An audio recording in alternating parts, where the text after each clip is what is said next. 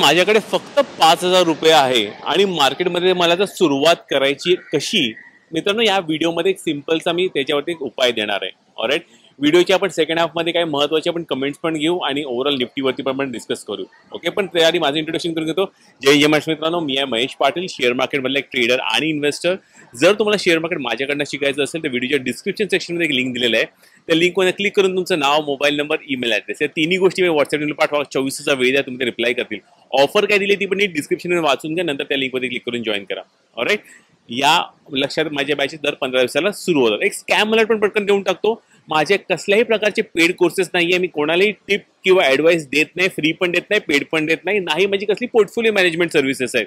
जर तुमच्याकडनं माझ्या नावाने जर कोणी पैसे मागत असेल किंवा माझा फोटो लावून तुमच्याकडे कोणी पैसे मागत असेल तर लक्षात ठेवा, तो मी नव्हेच, तुमच्यावर एक स्कॅम होतं. तर चला व्हिडिओची पण सुरुवात करूया. ॲक्च्युली हा प्रश्न अनिताजीने विचारलेला होता की मी मार्केटमध्ये नवीन आलेली आहे आणि 5,000 रुपयांनी मी सुरुवात करते. मित्रांनो, मी पण जेव्हा मार्केटमध्ये 2003 मध्ये आलेलो ना, मी माझे 5,000 रुपये घेऊन मार्केटमध्ये आलेलो होतो आणि 5,000 रुपये किती वेगाने शून्याला गेले हे तर मी तुम्हाला सांगू पण शकत नाही. त्याच्यानंतर बरेचसे 5,000 शून्याला गेले. पण तुमचे 5,000 शून्याला न जाण्यासाठी काय एक्झॅक्टली केले पाहिजे स्टेप्स हे मी पहिले तुम्हाला सांगतो.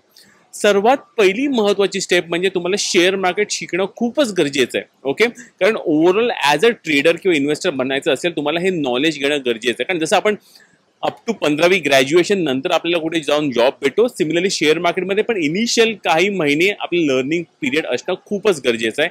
Point number 1. पॉईंट नंबर 2 मित्रांनो असा आहे की एकदा ही लर्निंग झाली ना की आपण एक छोटासा पहिला बॅक टेस्टिंगची सुरुवात करायची. म्हणजे जी पण आपण स्ट्रॅटेजी शिकू, जर आपल्या वेबिनार सिरीजमध्ये तुम्ही जॉईन केला त्यामध्ये मी काही स्ट्रॅटेजीज तुम्हाला शिकवलेल्या आहेत. आपल्याला जर तुम्ही हा चॅनल फॉलो करत असाल, ह्या चॅनलवरती पण बरेचसे मी स्ट्रॅटेजीज शिकवत असतोच. पण कुठली तरी तुम्हाला सूट होणारी 1 ते 2 स्ट्रॅटेजी तुम्ही शॉर्टलिस्ट करायच्या आणि ते शॉर्टलिस्ट केल्यावरती त्या स्ट्रॅटेजीजवरती हे करायचं आपल्याला. काय करायचं, आपल्याला बॅक टेस्टिंग करायची. बॅक टेस्टिंग म्हणजे काय, आपले जे चार्ट्स असतात, चार्ट्सवरती प्रिव्हियस डेटावरती जायचं, प्रिव्हियस डेटावरती जाऊन चेक करायचं की आपल्याला जेव्हा अशी टाईपची स्ट्रॅटेजी लावली तर किती टक्के ट्रेड्स आपले प्रॉफिटमध्ये निघतात, किती टक्के ट्रेड्स आपल्याला स्टॉप लॉस हिट होतो.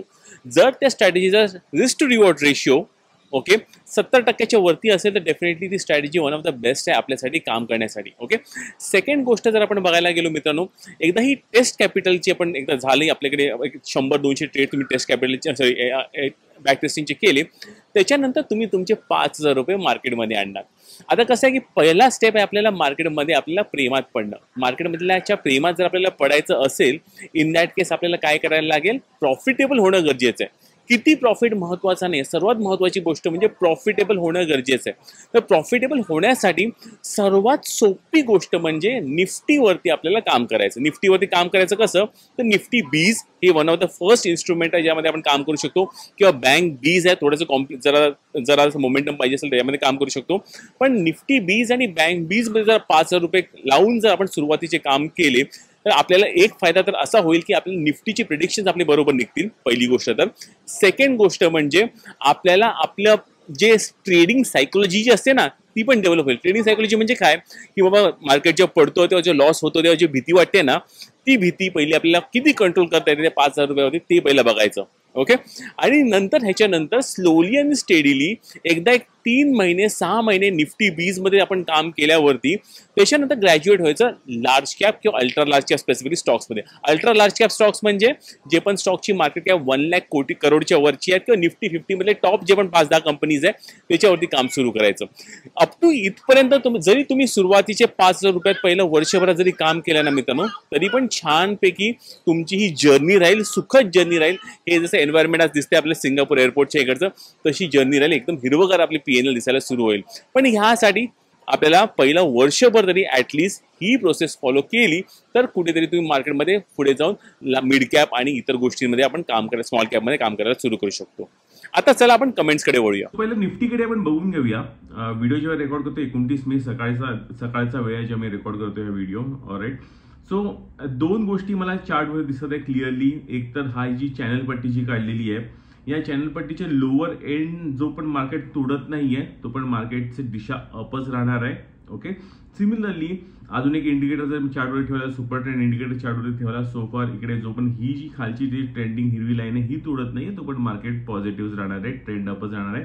Additionally even 200 simple moving average पण जी आहे दिसते लाईन, त्याच्यावरती मार्केट तर एनिवेज खूप वेळापासून ट्रेड करतच आहे. सो मार्केटची ओव्हरऑल दिशा सो फार बुलिशच आहे क्लिअरली इलेक्शनच्या रिझल्टच्या आधी. ओके, चला आता काय महत्वाचे आपण कमेंट्स बघून घेऊया. स्वातीजी असा प्रश्न विचारत आहे की बरेचसे लोक म्हणतात आहे की 3 तारखेला किंवा इलेक्शनच्या आधी कॉल पुट दोन्ही घेऊन जायचे, कॉलला पण बाय करायचं, पुटला पण बाय करायचं. ओके, नॉर्मली ह्याला म्हणतो आपण स्ट्रॅडल किंवा स्ट्रँगल. स्ट्रॅडल कशाला बोलतात? जर आपण एका स्ट्राईक प्राइसचं कॉल आणि पुट बाय केलं तर त्याला आपण स्ट्रॅडल बोलू शकतो. आणि समजा आपण एका लांबच्या out of the money call आणि आउट ऑफ द मनी पुटला बाय केलं त्याला आपण स्ट्रँगल म्हणू शकतो. तर बरेचशा लोकांचं असं म्हणणं आहे, ती म्हणतात आहे की मार्केटमध्ये इलेक्शनच्या दिवशी 1300-1400 पॉईंटची मोमेंटम येईल. म्हणजे निफ्टीचे जवळजवळ एक 5% मुवमेंट जरी आपण धरायला गेलो 1100 पॉईंटची मोमेंटम दिसतेच आहे तशी पण, कारण ओव्हरऑल प्रीमियम प्राइसिंग मध्ये दिसून येते. पण समजा काही कारणाने जर मुवमेंट नाही आली तर व्हेरी लाईकली हे प्रीमियम पण तेवढ्याच वेगाने घटणार, हेही लक्षात ठेवा. ऑलराईट, सो त्यामुळे जर कोणाची एक्सपेक्टेशन अशी असेल मार्केटमध्ये की येस मोठीशी मोमेंटम मार्केटमध्ये येणार आहे कुठल्या तरी एका मोठ्या डिरेक्शननी, तर डेफिनेटली ही कॉल आणि पुटची स्ट्रॅटेजी चांगली राहील. ऑलराईट, पण ऍट द सेम टाइम लक्षात ठेवा ह्याच्यामध्ये लॉसेस होण्याचे पण चान्सेस जास्त आहे. जर मार्केटमध्ये मुवमेंटच नाही आली तर पटापट हे प्रीमियम विरघळत जाणार. इन माय केस मी काय केलंय, मी ही अशी कॉल पुटची स्ट्रॅटेजी मी करत नाही. माझं प्युअरली पोर्टफोलिओ मी हेज करून न्यूट्रल करून ठेवलेलं आहे, जेणेकरून मार्केट पडलं तर थोडासा लॉस होईल. ओके, कारण पुट साईडला माझे पैसे बनतील थोडेसे, पण ऑफकोर्स इक्विटी पोर्टफोलिओमध्ये थोडासा लॉस होईल. पण ऍट द सेम टाइम समजा मार्केट वर गेलं तर पुट जे माझ्याकडे ते ऑलमोस्ट 0ला होऊन जातील, पण माझे शेअर प्राइसेस वाढतील आणि त्याच्यामध्ये मोठासा प्रॉफिट होईल. सो माझ्यासाठी ऍक्च्युली काइंड ऑफ माझं न्यूट्रल ते पॉझिटिव्ह बायस आहे माझं मार्केटवरती, आणि मी स्ट्रॅडल किंवा स्ट्रँगल लावत नाही मार्केटवरती ॲज ऑफ नाव. इंटरेस्टिंग प्रश्न विशालजीने विचारलेला आहे. ओके, ज्याच्यावरती आपल्याला एखाद्या वेळेस नोटीस NSE पाठवू शकते. ओके, कारण तो एक गुन्हा आहे जर आपण सर्क्युलर ट्रेडिंग जर करत असू तर. विशालजीचा प्रश्न असा आहे की ते त्यांच्या स्वतःच्या अकाउंटमध्ये एक ट्रेड मारतात आणि आईच्या अकाउंटमध्ये 2 ट्रेड मारतात. ऑलराईट, हे मारणं काही गुन्हा नाहीये. पण समजा तुम्ही एका ब्रोकरमध्ये तुम्ही जर बायर असाल, ओके, आणि दुसऱ्या ब्रोकरमध्ये समजा तुमच्या आईच्या अकाउंटमधनंच तुम्ही बायर आहेत आणि आई तुमची सेलर असेल, तर त्याला सर्क्युलर ट्रेडिंगच्या कॅटेगरीमध्ये ते जाऊ शकतं. ओके, सिमिलरली बरेचदा असंही होतं की आपण एका अकाउंटमधनं बाय करतो आणि पटकन आपण काही कारण दुसऱ्या अकाउंटमधनं आपण सेल करायचा प्रयत्न करतो आणि सेम ऑर्डर मॅचिंग होऊन जाते, तर तोही एक गुन्हा आहे, लक्षात ठेवा. सो कधीही चुकून पण ट्रेड मॅचिंग व्हायला द्यायची नाहीये. ऑलराईट, कधीही चुकून पण ट्रेड मॅचिंग व्हायला द्यायची नाही. तर तुम्ही समजा एका शेअरला बाय करा तुमच्या आईच्या अकाउंटमध्ये आणि एका शेअरला तुम्ही जर सेल करत आहे तुमच्या अकाउंटमधनं, दोघांचे ट्रेड सेम मॅच नाही झाले पाहिजे, ऑर्डर आयडी मॅच नाही झाला पाहिजे. समजा तो ऑर्डर आयडी मॅच झाला तर NSE तुम्हाला सर्क्युलर पाठवेल. ब्रोकर तुम्हाला विचारेल की तुम्ही हे सर्क्युलर ट्रेडिंग करत आहात का, तर तो लक्षात ठेवा, कृपया करून ऑर्डर मॅचिंग करायला देऊ नका. ट्रॅव्हल करत होतो पण थोडासा बॅकलॉग राहिलेला आहे. ओके, पण तरी पण फक्त जे 5 डेजचे वाले जे पण कमेंट्स होईल, 5 दिवसापूर्वीचे कमेंट्स, त्यांनाच तरी मी आन्सर करायचा प्रयत्न करणार आहे या व्हिडिओमध्ये. सो विजयजी म्हणतात आहे की भाऊ लाईव्ह 2 आवर्ससाठी सुद्धा करावा ज्यात फॉलोअर्स विचारलेले. सो ते विचारतात ऍक्च्युली की मी यूट्यूब लाईव्ह येऊन तुमच्याशी डिस्कस करू, असं त्यांचं म्हणणं आहे. कल्पना चांगली आहे, पण ह्याच्यावरती डेफिनेटली विचार करेन, तुमचा सजेशन पण डेफिनेटली घेईन. पण लाईव्ह येऊन कसं आहे, लाईव्ह नॉर्मली लोक कोण येतात, ज्याला जास्त करून जे लोक इंटरडे ट्रेडिंग करतात किंवा जे ऑप्शन ट्रेडिंग करतात त्यांना त्यांची लोकांशी बोलायचं असेल तर दॅट्स फाईन. आपलं स्विंग ट्रेडिंग असल्यामुळे तुम्ही जे प्रश्न टाकाल उलट मी तुमचा प्रश्न व्यवस्थितपणे आन्सर करू शकतो. आणि कारण मला उत्तर जेव्हा देताना पण मला असं चांगलं एकदम शांत जागेत बसावं असं वाटतं. एक्झाम्पल आता मी माझी स्वतःच्या ट्रेडिंग रूममध्ये आहे, माझं बेडरूम ट्रेडिंग रूम दोन्ही म्हणू शकता तुम्हाला. शांतपणे तुमचा प्रश्नाचं उत्तर मला नीट द्यायचं असेल तर मी एकदम डोकं जर शांत असेल तर उत्तर पण चांगलं येईल. ओके, त्यामुळे मी अवॉइड करतो लाईव्ह डिस्कशन्स. आणि even live in future definitely आपली काही ना काही आपली क्लासरूम सेशन जे सुरू होतील तेव्हा तर तुम्हाला एनिवेज मला भेटेल तेव्हा तर लाईव्ह आपण करू डिस्कशन. विश्वनाथ म्हणतात आहे की सर लेव्हरेज घेऊन ट्रेडिंग म्हणतात आहे, ट्रेडिंगमध्ये करणं फायदेशीर होईल का? ऑफकोर्स, जर तुम्हाला लेव्हरेज घेऊन जर ट्रेडिंग करायची असेल, एक रूल जो मी पर्सनली फॉलो करतो की जर माझ्याकडे 100 रुपये आहेत, ओके, माझ्याकडे जे 100 रुपये आहेत, 100 रुपयामधले मी 30 रुपये फक्त लेव्हरेज घेणार. पण लोक काय करतात माहिती आहे, ह्याचा ऑपोजिट करतात. लोक म्हणतात की माझ्याकडे 25 रुपये आहे, मी 100 रुपयाचं लेव्हरेज घेणार की 75 रुपयाचं लेव्हरेज घेणार. इन अदर वर्ड फ्युचर्समध्ये. ओके, फ्युचरच्या बाबतीत मागे मी एकदा क्वेश्चनचं उत्तर दिलेलं होतं. वन ऑफ द सबस्क्रायबर्स कट्टर फॉलोअर्सनी मला मेसेज केलेला होता कमेंट्समध्ये. त्याच्यावरती पण मी म्हणाले होतं फ्युचर्समध्ये पण जर लेव्हरेज करायचं असेल तर 1:1, म्हणजे जर एक 7 लाखाचं फ्युचर असेल तर 4 लाख रुपये तरी आपल्याकडे असले पाहिजे ते एक फ्युचर घेण्याच्या हिशोबाने. Okay, so leverage trading definitely पैसा तुमचं कॅपिटल वेगाने वाढणार, पण त्याच्यामध्ये पण मनी मॅनेजमेंट नीट घेऊन चाललं तरच फायदेशीर आहेत. ओके, नाहीतर उगाच प्रेशरमध्ये आपण ट्रेड्स एक्झिट मारू. राजजी म्हणतात की सर ब्रेकआउट ट्रेडिंग सर्वच करतात पण मेजर सपोर्टला रिव्हर्सल ट्रेडिंग खूप कमी लोक करतात, त्याबद्दल तुमचं काय मत आहे सांगा. ऍक्च्युली ग्रीड आणि फिअरची ट्रेडिंग सायकोलॉजी जी आहे ना राजजी, सो त्याच्यामुळे ही सगळ्या गोष्टी होतात. आणि लोकांना जी पळती गोष्ट आहे ती पकडायला खूप आवडते. की बाबा आज शेअर वाढले 5%, लोकांना वाटतं की अरे वा येणाऱ्या उद्या पण 5% वाढेल, परवा पण 5% वाढेल. ओके, आणि जेव्हा शेअर पडत चाललेला असतो तेव्हा सपोर्ट लेवल्सला किंवा मार्केट ओव्हरऑल पडत असेल सगळे एनईएस घाबरतातच, मोठ्यातले मोठे इन्व्हेस्टर्स पण घाबरतात. सो त्यामुळे ते ह्युमन सायकोलॉजी म्हणू शकता की सपोर्ट लेवलला ट्रेडिंग खूप लोक कमी करतात, ब्रेकआउट लेवलला ट्रेडर्स जास्त ट्रेडिंग करतात कारण त्यांना पळत्या मार्केटमध्ये ट्रेड करायला आवडतं. अरविंदजी म्हणतात की स्विंगसाठी ट्रेडिंगचा बेस्ट टाइम फ्रेम कोणता. स्विंग ट्रेडिंगसाठी सर्वात बेस्ट टाइम फ्रेम पहिला तर डेली चार्ट बघायचा, डबल कन्फर्मेशनसाठी तुम्ही वीकली चार्ट पण बघू शकता त्या स्टॉकवरचा. ओके, आणि जर तुम्हाला लॉंग टर्म स्विंग ट्रेडिंग करायची असेल मंथली चार्ट्स पण बघायला चालू केलं तरी काही प्रॉब्लेम नाही, पण डेलीच्या खाली जायचं नाही हे लक्षात ठेवा. दिनेशजींचा प्रश्न आहे की विक्स 22 असल्यामुळे 100 ते 80 पॉईंटची मुवमेंट येते आहे 5 ते 10 मिनिटांमध्ये. इंट्राडे कसं करायचं अशा मार्केटमध्ये. उलट चांगली गोष्ट आहे ना दिनेश ही, कारण मला असं वाटतं की इंट्राडे मध्ये जेवढी व्हॉलेटिलिटी असेल मार्केटमध्ये, मोमेंटम जेवढं अप अँड डाऊन असेल तेवढं फटाफट आपलं पैसा बनू शकतो आणि तेवढं क्लिअर कट स्टॉप लॉसेस असतात. कारण इंट्राडे मध्ये जेव्हा व्हॉलेटिलिटी मार्केटमध्ये असते, लेट्स फॉर एक्झाम्पल निफ्टी जर धरून चला, मार्केटमध्ये जेव्हा मेजर मोमेंटम येते, मेजर मोमेंटम जेव्हा ही आता ही डोजी कॅन्डल बनली आहे राईट, इथे क्लिअरली दिसते मला की माझा स्टॉप लॉस इथे क्लिअरली डिफाईन्ड आहे. ट्रेडिंग म्हणजे काय, सर्वात पहिली गोष्ट म्हणजे ट्रेड टाकायच्या आधी आपला रिस्क टू रिवॉर्ड काय बसतोय तो पहिला बघायचा. आणि रिस्क टू रिवॉर्ड बसवण्यासाठी पहिला बघतो आपण रिस्क किती आहे. ह्या रिस्क जर आपली वेल डिफाईन्ड असेल, दी कॅन्डल जर वेल डिफाईन्ड असेल तर ऍक्च्युअली इंट्राडे ट्रेडिंग किंवा व्हॉलेटाईल मार्केटमध्ये ट्रेडिंग उलट इझी पडते, लक्षात ठेवा. ओके, सो उलट साईडवेज मार्केटमध्ये काम करायचं नाही. जर ट्रेडिंग करायची असेल व्हॉलेटाईल मार्केटमध्ये काम करायचं अजून चांगली गोष्ट आहे. देवांची प्रश्न विचारता तुम्ही आमचे क्वेश्चन घेत नाहीत. देवांशी जरा मी ट्रॅव्हल करत होतो, थोडंसं प्रश्न उत्तर द्यायला पण थोडासा लेट होतो, सो समजून जात जावा राव. पण डेफिनेटली प्रत्येकाची प्रश्नाची उत्तर मी देतो एवढं फॉर शुअर. संदीपजी म्हणतात की माहिती 100% जिनियस असते दादा तुमची. खूप आभार संदीपजी. माझा प्रयत्न असतो की जे पण मी तुम्हाला शिकवतो त्यातून मीही शिकावं, कारण जर मी शिकत गेलो आणि मी जर शिकवायचं असेल तुम्हाला आणि मला शिकायचं असेल त्याच्यामध्ये चांगली नॉलेज डेफिनेटली तुम्हाला देत राहणार.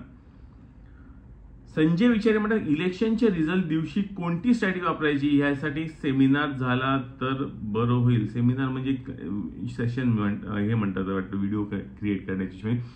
संजयजी तुमचा प्रश्न मी साईडला ठेवतो आणि ह्याच्यावरती वेगळा व्हिडिओ उद्या रिलीज करायचा मी प्रयत्न करतो. ओके, संजय कोरे म्हणतात की ट्रेडिंगमध्ये फार धोका असतो असं म्हणतात, 100 पैकी 10% सक्सेस होता. Absolutely right. सेबीचाच डेटा आहे की 100 पैकी 90 ट्रेडर लॉसेस करतात ऑप्शन्स ट्रेडिंगमध्ये आणि 10% ट्रेडर्स प्रॉफिटेबल आहेत त्यांचं म्हणणं आहे. ओके, जर हा जर डेटा स्विंग ट्रेडिंग आणि इन्व्हेस्टिंगमध्ये बघायला गेला ऍक्च्युली पण काइंड ऑफ सेमच असेल, पण जर आपण जेव्हा स्विंग करतो आणि इन्व्हेस्टिंग करतो आपण जर मुद्दामून लॉसेस करायला गेलो तर आपले लॉसेस होतील. कारण त्याच्यामध्ये जर तुम्ही चांगला शेअर घेतला, खाली निगेटिव्हमध्ये गेलेला असेल आणि काही दिवस होल्ड केलं तर प्रॉब्लेम नाही. त्याच्यामध्ये वाढ बघायची चांगल्या शेअर्सला वर येण्याची, मग लॉसेस प्रश्न येत नाही. ओके, एनिवेज माझा व्हेरीफाईड पीएनएल लिंक डिस्क्रिप्शनमध्ये, तिकडनं माझं व्हेरीफाईड पीएनएल चेकआउट करायला लोक म्हणेल काय बर्ड साठल्यासारखं बडबडतोय. नाही, प्रॉफिटेबल आहे म्हणून तुम्हाला काही गोष्टी सांगतोय. 1+1 म्हणतात आहे. 1+1 काय राव, नाव चेंज करा जरा, ओरिजिनल नाव यूज करा. सर तुमचे व्हिडिओज पाहिल्यानंतर एक वेगळीच एनर्जी मिळते मार्केटमध्ये स्विंग ट्रेडिंग घेण्यासाठी. Thank you very much. खूप आभार. मोटिवेट करायला मला लोकांना आधीपासून आवडतं, इन्स्पायर करायला पण लोकांना मला खूप आवडतं. आणि नुसतं मोटिवेशन इन्स्पिरेशन नाही, माझ्या ओव्हरऑल माझी लर्निंग जर्नी मी तुमच्यासमोर मांडत आहे. Okay, me as a trader खूप स्ट्रगल करत आहे. ऑलराईट, असं काही मी सुपरस्टार ट्रेडर नाही, फक्त प्रॉफिटेबल आहे. मला माहिती आहे की माझ्यामध्ये खूप चांगलं पोटेन्शियल आहे. माझ्याकडे जे नॉलेज आहे त्याच्यावरती मला पैसा कमवण्याच्या हिशोबाने ते फुल पोटेन्शियल मधलं मी मुश्किल 5 ते 10% मी एक्सप्लॉइट करू शकलो आहे ट्रेडिंग सायकोलॉजी इश्यूजमुळे. पण होपफुली येणाऱ्या काळामध्ये, येणाऱ्या 30 वर्षाच्या मध्ये ट्रेडिंग जर्नी, कारण आज आता सोबत मी 43 वर्षाचा आहे. इव्हन 75 पर्यंत जरी मी जगलो तर माझ्याकडे 32 वर्ष आहेत. तर 32 वर्षाचा येणारा जो काळ आहे तो खूप चांगला असावा, कारण मागच्या प्रिव्हियस माझा 20 वर्षाचा एक्सपिरियन्स आहे. 2003 पासून 2023 पर्यंत, 24 पर्यंत 21 वर्ष झाली सोफार, म्हणजे मार्केटमध्ये एंटर केल्यापासून. ते एक्सपिरियन्स आता फुल येणाऱ्या 30 वर्षामध्ये मी लावणार आहे आणि त्याचं तुमच्यासोबत मी एक्झाम्पल सेट करत राहणार आहे. गणेश म्हणतात आहे की सर माझा पोर्टफोलिओ 1 लाखनी स्टार्ट केला तर एक पोझिशन कितीची ठेवायची पाहिजे, 25,000ची ठेवायची आणि 1 वर्षानंतर किती पर्सेंटेज रिटर्न एक्सपेक्टेड करायची? प्रश्न उत्कृष्ट आहे गणेशजी. आता ह्याच्यामध्ये जर तुम्ही 1 लाखाचा पोर्टफोलिओ चालू करून जर 4 पोझिशन क्रिएट करत असाल तर डेफिनेटली तुमचा पर्सेंटेज गेन्स पण तेवढ्या वेगाने वाढेल, तेवढाच निगेटिव्ह होऊ शकतो, हे लक्षात ठेवा. ओके, दुसरं म्हणजे जर सेफली काम करायचं असेल आणि जर तुमचं स्ट्राईक रेट 70% वरती असेल, राईट, तर 10 पोझिशनचा पोर्टफोलिओ चांगला आहे. ओके, तर माझं सजेशन हे राहील, सुरुवातीला कोणी ट्रेडर असून दे त्यांनी 10 पोझिशनच्या पोर्टफोलिओने सुरू करायचं. ओके, एक पोर्टफोलिओ आणि एक साईडला एक पोर्टफोलिओ चालवा 1 पोझिशननी. ओके, 25,000चे 1 CRच्या कॉम्पिटिशनच्या हिशोबाने त्याच्यामध्ये काम करायचा प्रयत्न करा. पण जो डिव्हर्सिफाईड पोर्टफोलिओ आयडियल 10 पोझिशनचा तरी असलं पाहिजे, हे माझं सजेशन आहे.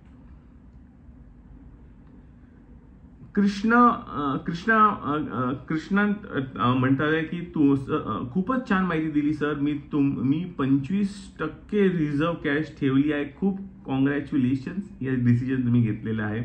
मार्केट वर गेलं तरी जास्त वर जाणार नाही, कारण ऑलरेडी मार्केट चाललेलं आहे. May be sell on news थोड्या वेळाने येऊ शकते आणि जर मार्केट जर खराब झालं तर एकदम बेकारी पडू शकतो. सो त्यामुळे आपल्या बाजूनी ऍक्च्युली 66% प्रोबॅबिलिटी आहे की आपला जो पैसा जो रिझर्व्ह मध्ये आहे तो चांगल्या प्राइसेसला डिप्लॉय होईल असं मला वाटतंय. सो खूप चांगला ओव्हरऑल तुमचा डिसिजन आहे, हे मी तुम्हाला सांगू शकतो.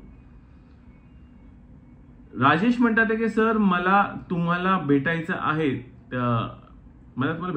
त्यासाठी काय करावं लागेल? राजेश, कधीतरी आपण फिरता फिरता भेटलो तर आपण डेफिनेटली आपण भेटू शकतो आणि कधी ना कधी आपल्याला आपली भेट होईल. सो त्यामुळे आपण भेटू शकतो. राईट. संग्राम सावंतचं म्हणणं आहे की अरे तुम्ही खूप वेळा बोलताना अरे म्हणता, अरे अरे अरे अरे अरे अरे म्हणतो का मी? मला वाटलं नाही, मला वाटलं मी दुसरंच काहीतरी म्हणतो.